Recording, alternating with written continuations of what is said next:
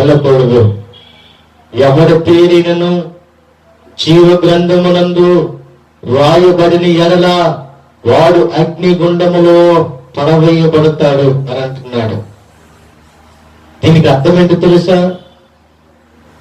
నువ్వు బాప్తీసం పొందుకోకుండా ఇంకా నీవు ఆలస్యం చేస్తున్నావేమో.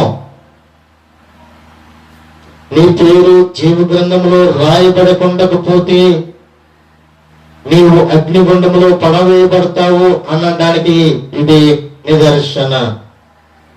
సమయం లేదు, సమయాన్ని సద్వినియోగం చేసుకుని ఇంకా అనేకమైన అభిరుచులను చూడాలి అని అనుకుంటున్నావేమో రోజుల్లో.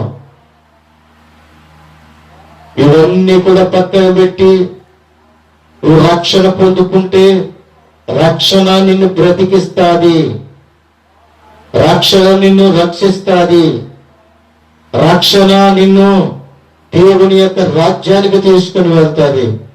నువ్వు రక్షణ తీసుకున్నప్పుడు నుండి నీ బ్రతుకు దినములన్నీ కూడా ఆయనే నీకు సంరక్షణగా ఉండి ఆయన నిన్ను నడిపించే విధానములోనికి ఆయన తీసుకుని వెళ్తాడు.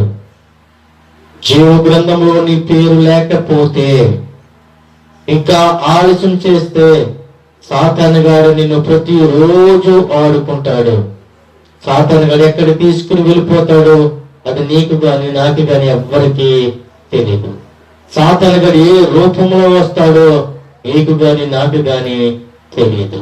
అది సర్ప రూపంలో రావచ్చు, మనుషుల రూపంలో రావచ్చు, కోతి రూపంలో రావచ్చు, కుక్క రూపంలో రావచ్చు.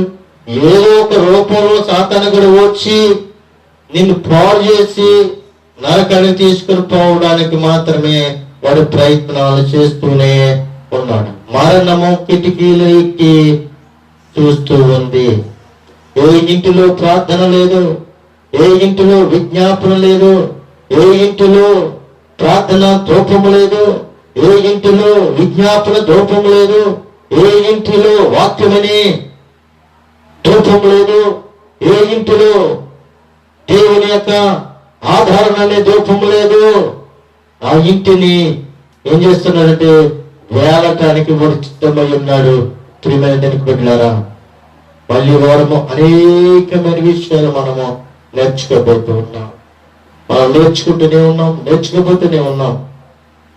ప్రతి వారము, ప్రతి రోజు, ప్రతి గడియ, ప్రతి సమయము ఆయన మహిమపరుస్తూనే మనము ఉండాలని తెలియపరుస్తూ నా మాటలను ముగిస్తూ ఉన్నాను.